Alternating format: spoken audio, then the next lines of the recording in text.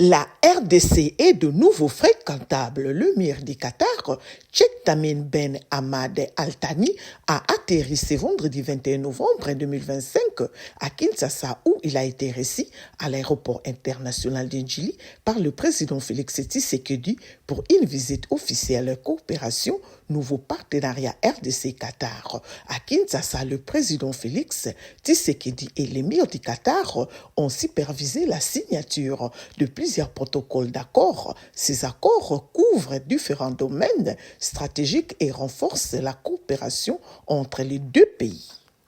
Donc, ensemble, on va devoir passer à une autre étape, celle de la signature de différents accords de coopération entre les deux États. Le compte de la République démocratique du Congo.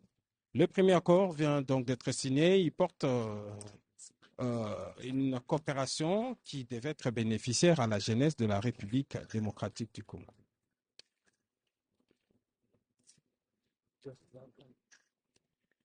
Et c'est la ministre d'État, ministre des Affaires étrangères, Thérèse Kayikwamba, et son homologue de l'État du Qatar, qui sont en train d'apposer leur signature sur ces documents. C'est un accord de coopération bilatérale. Il vient sceller la coopération, il vient porter la coopération entre les deux pays à un autre niveau. Et ce sont les ministres des Affaires étrangères qui signent. Regardez, au côté congolais, c'est Madame la ministre d'État, ministre des Affaires étrangères.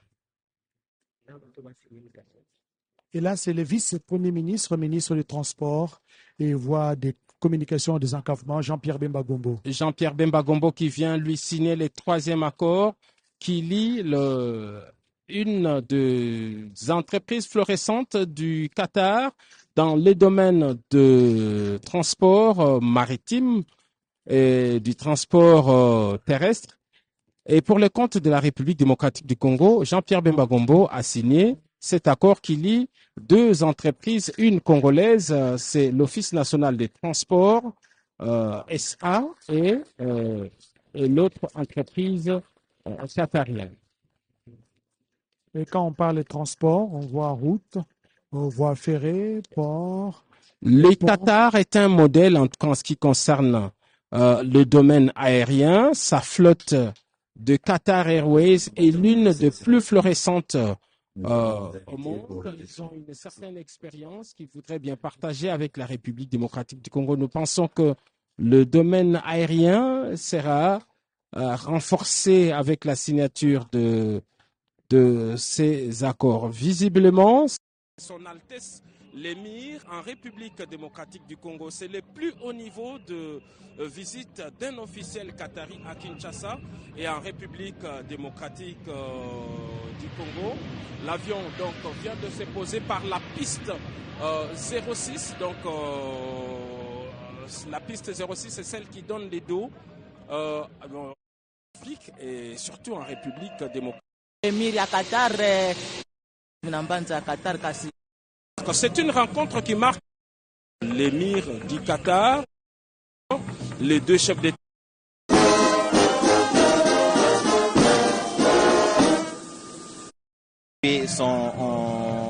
Son hôte, et pour les Quinoises et Quinois qui sont dans les parages de l'aéroport international d'Indjili, ne vous inquiétez pas outre mesure, les hélicoptères qui tournoient, ils sont pour des raisons de sécurité.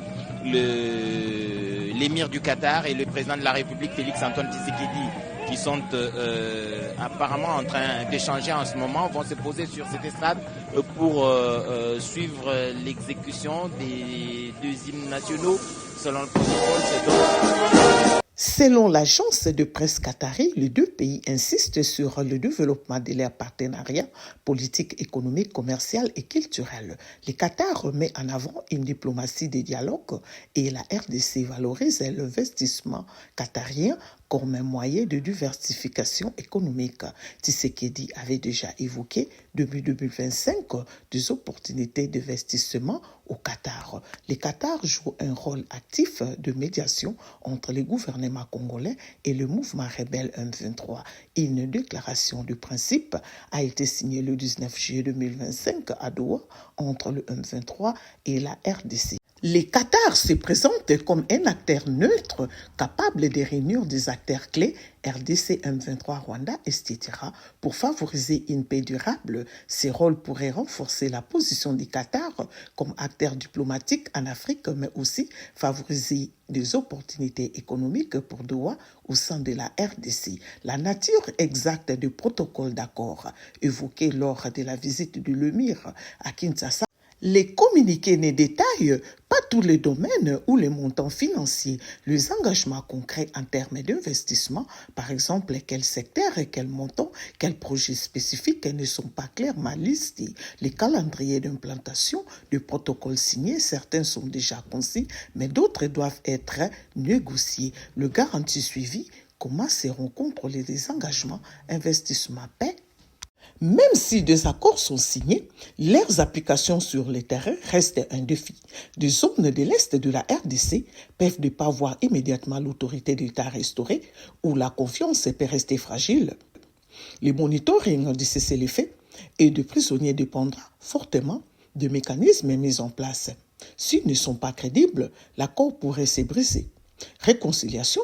La justice transitionnelle est prévue, mais cela peut être très compliqué en pratique.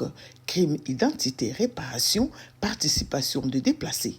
Intérêt géopolitique, certains observateurs se demandent si l'influence du Qatar pourrait être accompagnée d'intérêts économiques ou stratégiques, notamment dans les secteurs miniers ou d'infrastructures.